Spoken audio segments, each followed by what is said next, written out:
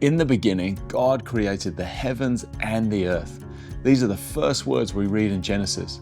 We discover the earth began empty and formless, and then as God creates form, He also creates rhythm.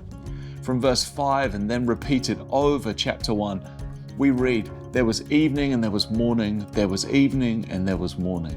Then as the creation story reaches its climax with the creation of men and women, on the seventh day God rests and creates a rhythm of rest from all His work, Sabbath rest.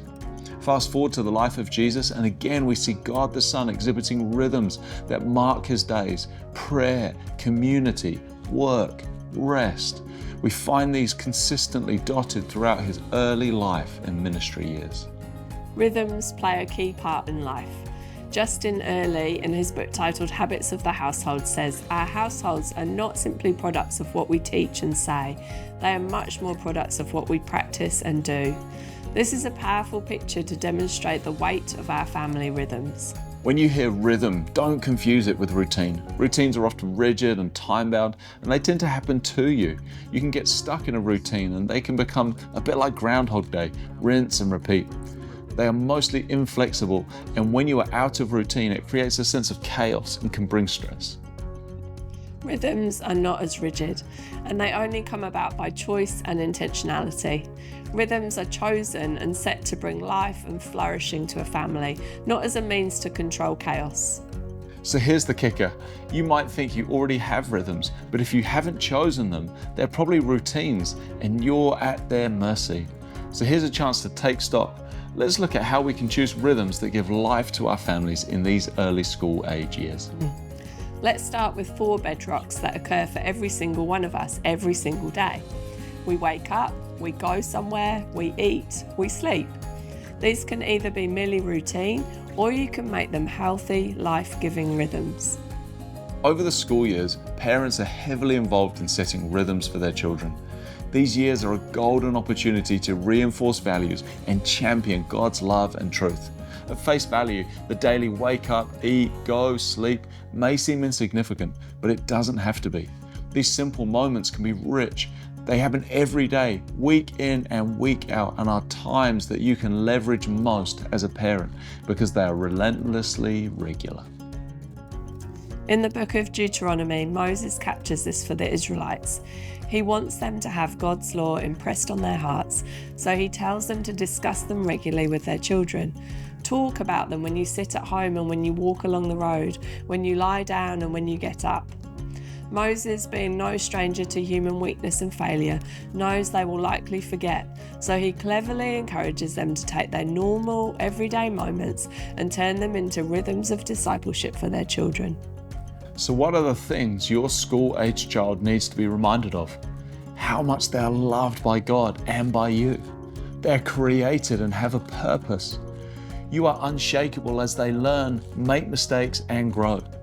They're a valuable part of your family, and that family life is fun and worth living. Let's look at the very first moment of the day. As your child wakes up and is preparing for the day, use this time to instill purpose and encourage them with your words. Remind them that this is the day the Lord has made and that they are part of the grand story of love that God is writing.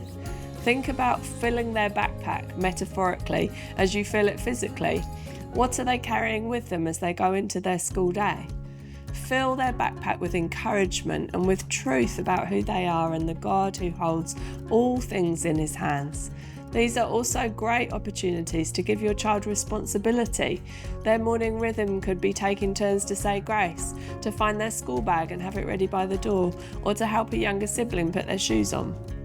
The going times when you're traveling in the car, bus, or walking are also great times to turn into rhythms.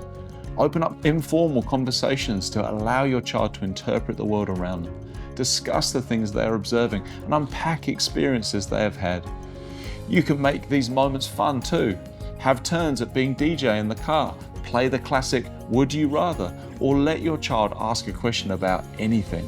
Traveling times don't have to be dead time, they can be rhythms too. As much as possible, eat together. There is nothing quite like gathering around a meal. It brings an incredible sense of belonging and stability. It allows intentional time for conversation, which includes both talking and listening. Meal times are wonderful teachers of how to have respectful dialogue and also gives all members of the family a place to establish their part in the family dynamic. These times can be places to laugh, celebrate highs, and commiserate in lows. In the busyness of family life, meal times can be the first to slide, but fight hard for this time as it holds an incredible benefit in sharing life together. If you've gotten into the bad habit of having meals in front of a screen, make a brave decision to switch it off and bring the family back to the table. It won't be a popular decision, but it will benefit your family immensely more over the long term. And bedtime. Parents of preschoolers dream of the day when their child will put themselves to bed. But put your school-aged child to bed for as long as they will let you. The end of the day is the time that you step in as a counsellor. It can be a special time when you lay next to them and replay the day together. Ask them what their best thing was, what their worst thing was, and then listen well. Affirm, comfort, and encourage, and bring it to the Lord in prayer. As well as these daily rhythms, there are seasonal and yearly rhythms that will be unique to your family. These times become traditions that your children will look forward to. Without knowing it, they actually begin to rely on them for a sense of stability. These rhythms help to establish your identity as a family unit. As your child spends more time with other people and families, they begin to notice what is unique to your rhythm, which creates a sense of belonging and bond. The most obvious of these are birthday and anniversary celebrations, Easter and Christmas, attending church, hospitality, and extended family. There's no right or wrong way to observe these, or no perfect rhythm to create or activities to include, but it is important that these longer term rhythms exist. It is reasonable that from time to time they will need to adapt and be flexible, but do what you can to make these significant. The last and perhaps the most important thing to note about family rhythms is that you need to evaluate them from time to time. Your family rhythm is a window into your values and what you believe is important. The things that consistently dot your calendar and your bank statement will give you a snapshot of what is at the very core of your family. Therefore, it is important to notice what you see and what is missing.